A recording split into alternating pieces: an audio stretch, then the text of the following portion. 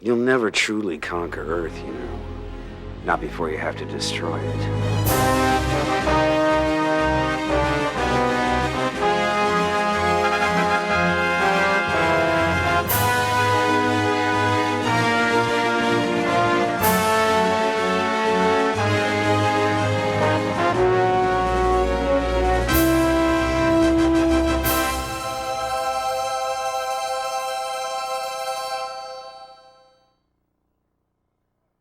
And 7 grips, just to set one eye level on Virgil Harper's sets. Harry's going to read. Charlie, take one. Action. I've been with the Victory most of my career. I was communications officer on our maiden voyage. I'll admit, sir, I wasn't looking forward to the assignment, but now that I see you have a pilot as far basically, where Wing Commander 1 and Wing Commander 2 had movie-like aspirations, I would say that Wing Commander 3 is a movie that you're the star in, and that you'll sit down, you'll put your CD-ROM in the computer and you'll play it, and you'll probably shake your head after the first 10 minutes and go, I'm playing a movie. Everyone talks about interactive movies and multimedia and all the rest of this stuff, and I think that no one's really sort of done anything that kind of defines it or makes a statement. And what Wing Commander 3 is really trying to be is when someone says, what's an interactive movie? I can just hand them the CDs and say, hey, check this out, this is an interactive movie.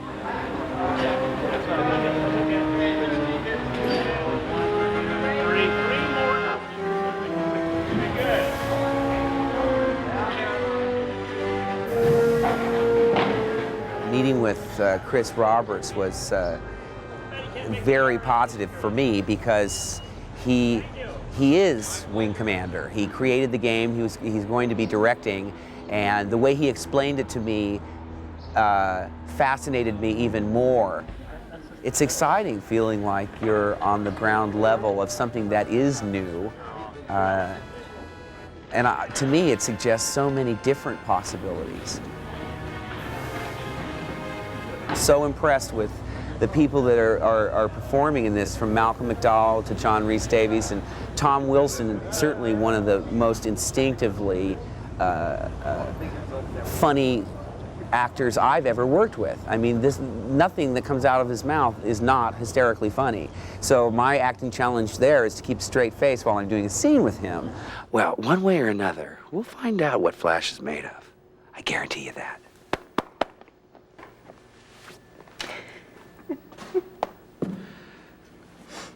Isn't that the guy from Star Wars? 30 Apple, take one. How long was he behind me? For a long time. Thanks for telling me. Oh, you're welcome. Guess what I'm wearing under this? I don't even want to know. Come on, guess. No. No, we'll do it. Just do it one more time. You poisoned Tolwyn against me from the start, and he's had it out for me ever since. I got news for you. Tolwyn had nothing to do with your lack of promotion. Your flying style took care of that for you. Tolwyn doesn't even know you're alive. Oh, that's what you think. Everybody knows about the maniac. Everybody. How many people here know about the maniac, huh? Oh, it's a mirror. How many people here know about the maniac, huh? Anybody at all? Don't jump up all at once or anything, everybody. How many people here know about the maniac? I do. Tom, Yes. you're ruining my movie, man. There I was at the counter at Schwab's drugstore in Hollywood, much like Lana Turner was years gone by. And Chris Roberts comes up and says, hey, how about being in an interactive CD-ROM computer sort of entertainment-styled game film experience? My first reaction, of course, was to say, what? But no, then I agreed to do it. It's a lot of fun, actually. It's a very interesting thing for me, who's done, you know, a lot of feature films and a lot of different kinds of entertainment, to actually come in to the world of this interactive computer stuff. Very interesting. I've done a lot of green screen works, so I'm sort of used to it. I think it's really interesting to watch, actually. Through the monitor, you can see what the ship looks like, and then It's just pretending. Now you're climbing ladders that lead to nowhere, and yet if you look down on the monitor, you've got your ship right there. It's the very essence of what actors do. We pretend.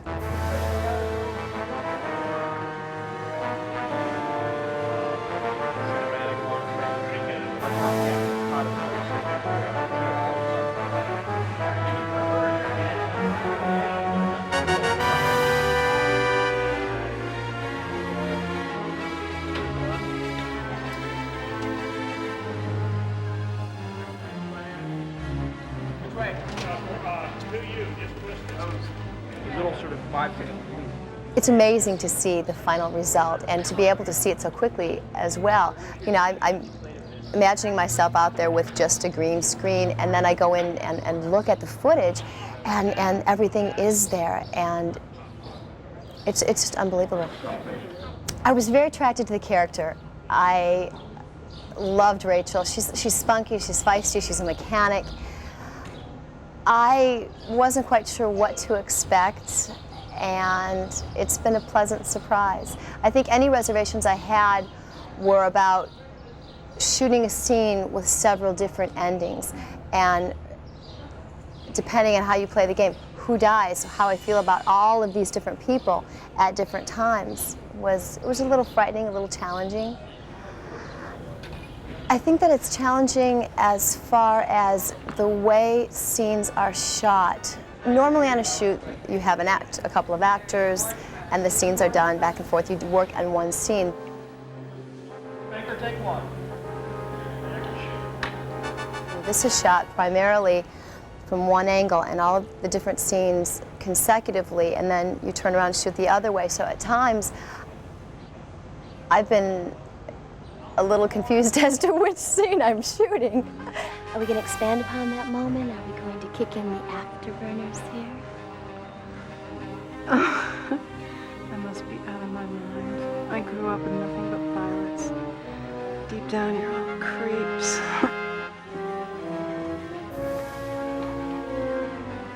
Whatever you may think, Rachel and I are not neither. So where's that leave us?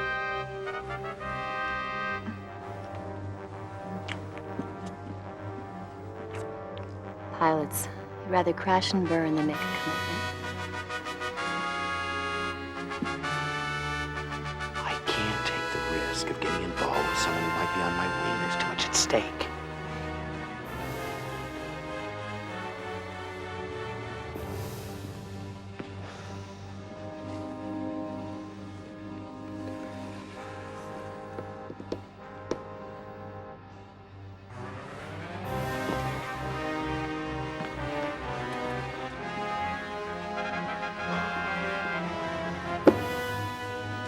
.153, Frank, take 3. Are you starting from the middle again? No, we're starting from the end. No, we're starting from the beginning, aren't we? Well, pick one. Hey, it's an interactive decision-making process.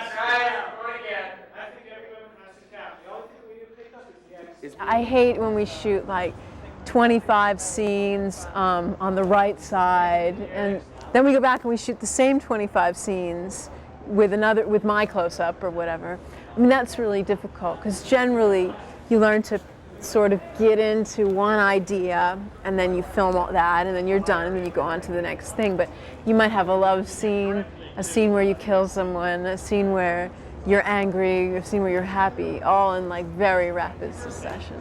So it's super challenging. It's like mind-boggling. All our shields are down. We can't stop them. They're not taking my ship. Sir, what are you doing? Sir, we're heading right into their fleet. What are you doing? We'll take as many of them with us as we can. Make your peace. All Mr. forms Brown. of acting are basically the same, but they all have a different approach. And the approach that you have here is that you have to be more flexible because you're going to play two different things. So you can't be as staunch one way and then not be able to recover from that and have to do the same thing on the same day. If you were doing it a different day, it's another story. But one moment when you're playing one thing this way and then you come back and you play it another way, you just have to be very flexible. And you have to do your homework. so they're not all like that. Now,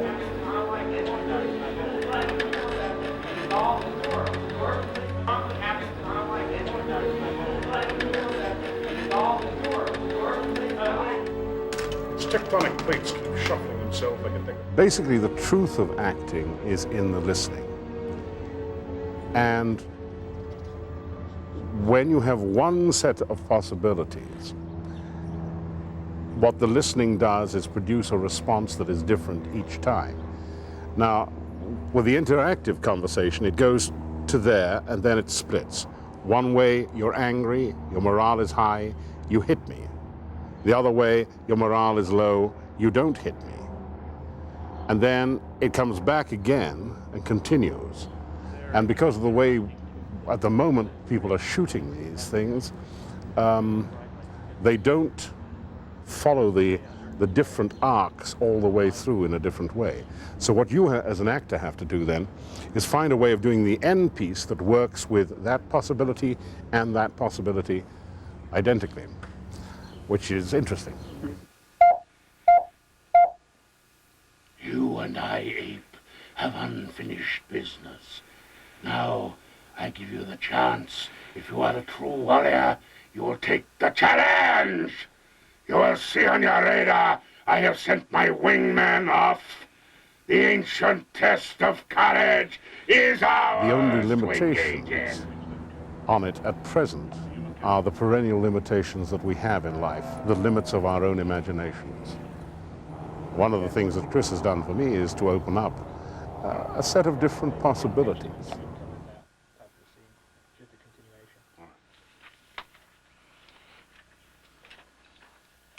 A puny contingent of their soldiers has been captured here on Kilra.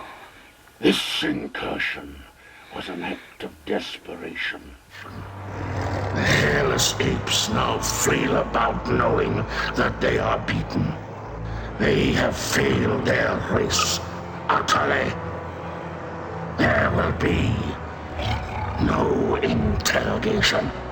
Do what you will with them.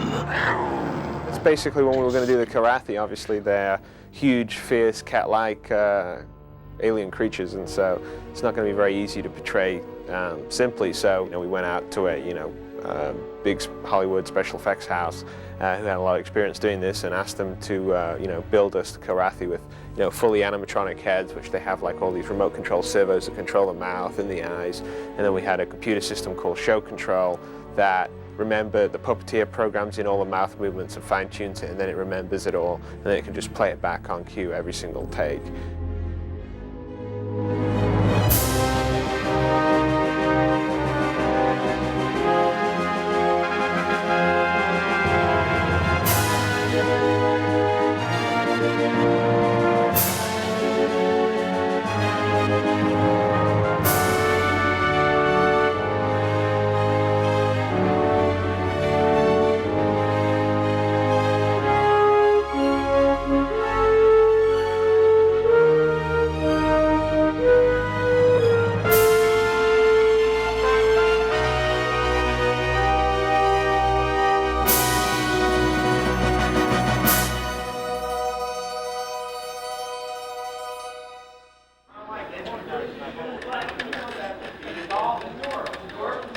Then he'll settle. Okay, fine. So I'll do it off screen. I was intrigued indeed by the whole idea of doing this computer game, and I have a feeling that this is the way the movie business is going to go in the future. This may save the movie business, per se. I mean, they probably won't do it all blue screen or green screen. They'll mix it, with real sets, and then the more expensive sets that they can't possibly afford to do will be done in this way with computers. You just have your own little imagination going, that you're in the middle of this incredible starship, and out the window is another galaxy. So it's fun to do. It's fun. I'm doing Star Trek at the moment, and the movie of it, and actually they've built the sets. What we see here on computer, they've built, and they're up to $35 million. When I direct a project, I come up with the original concept and design, then I work with a lot of other bright, talented, creative people to sort of fulfill that sort of vision that I have for the project. And you know, so I'll work with programmers and artists and musicians, and so we'll sort of break the project down into its parts, and I'll say, look, here you're going to you know, go off and write the artificial intelligence for the bad guys. Here's my idea of what it should be like, and then usually the programmer will come back and say, here's the artificial intelligence, and you know, if things work out well, he's gone and done something that's, you know, 5 times better than I thought it was going to be, and 5 times better than I expected it to be, and I go, wow, that's really great. The combination of the graphics in the spaceflight and the graphics with the silicon graphics that we did with the interiors of the ship and with the live action and everything else will actually give you a really complete experience. There's no place in the game really where you feel like you're not actually there, like you're not actually on board the Victory and actually flying these missions.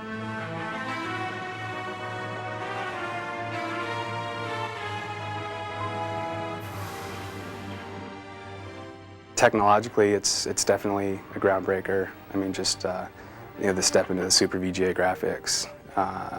It's, you know, I mean, even to us developing it, it's impressive, you know, and it's actually a lot of fun for us to go into the game and play it. You know, so that with the 3D technology, it's really taking leaps and bounds, you know, as to what we've been able to do in the past. I think one of the most important things is that the people developing the game are big game players themselves, and so, you know, we take that enjoyment into mind when we're developing the software, and you know, and try to think, you know, what's the user going to want, you know, what are they going to want to be able to do. So I think that's an important thing. You look in Flanders.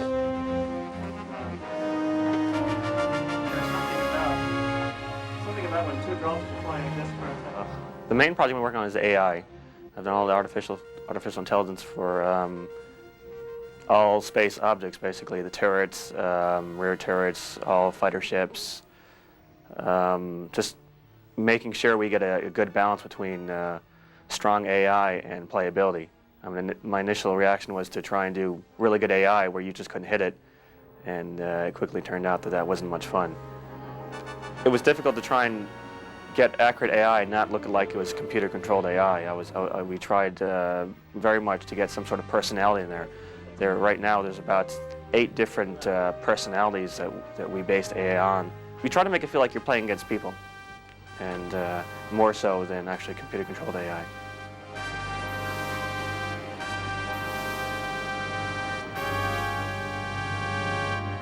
It's been interesting because I'm sort of in the gray area. This game essentially is operated in 2 different poles. You have the movie side of things, and you also have the space flight. GameFlow kind of stands in the middle between those 2, uses elements of both and administrates both elements, but is still at the same time separate. And it's been interesting trying to design a single unified system to control all of that at the same time. I think Wing 3 is the ultimate extension of what we have been doing up to this point, having a spaceflight simulator with an interactive plot. I think it's just at the beginning of what is possible with interactive movies.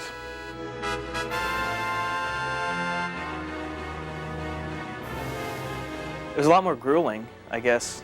I guess in retrospect, you know, I feel like we've accomplished an amazing amount. I mean, this one game has more artwork in it probably than all the other Wing Commanders and Special Operations discs and all that stuff all, you know, combined. You run into logistical difficulties when you're like working with a real model, and that you have to, you know, move cameras around and, you know, blow smoke out, and you only get, you know, 1 take, and if you screw up the 1 take, then you've got to do it again, and it costs an enormous amount of money. In our case, what we do is rather than going and constructing physical models, we go into the computer environment, which is, you know, it's a simulated 3D environment. You actually build a model, but you build it on the computer. So you actually have this full 3-dimensional object, you know, with paint and lighting on it and everything, but it only exists, you know, in the computer's memory. And then where it becomes a benefit to you is that once you have that thing built in the memory, you can do pretty much anything you want to with it.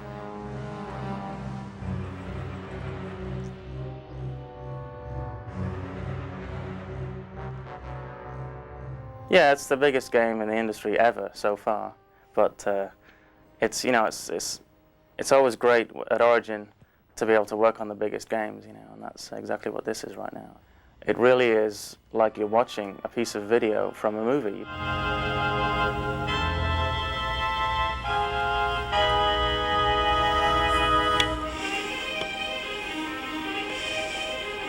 my whole theory behind film scoring, and this really is more like film scoring, I think, than writing for a game per se, even though it is called a game. My whole philosophy behind that is the music shouldn't interfere with what's going on. And in terms of what I want the player to feel, well, whatever that person is feeling, you know, at whatever point of the game is perfectly logical, and I just want the music to sort of highlight that. What the heck is this?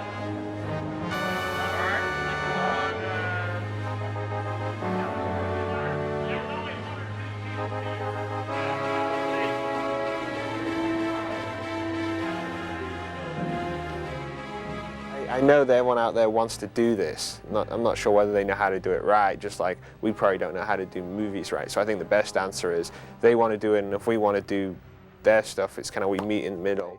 So, you know, I think it's best if both parties share each other's knowledge, and I think then you'll get some, you know, truly awesome products.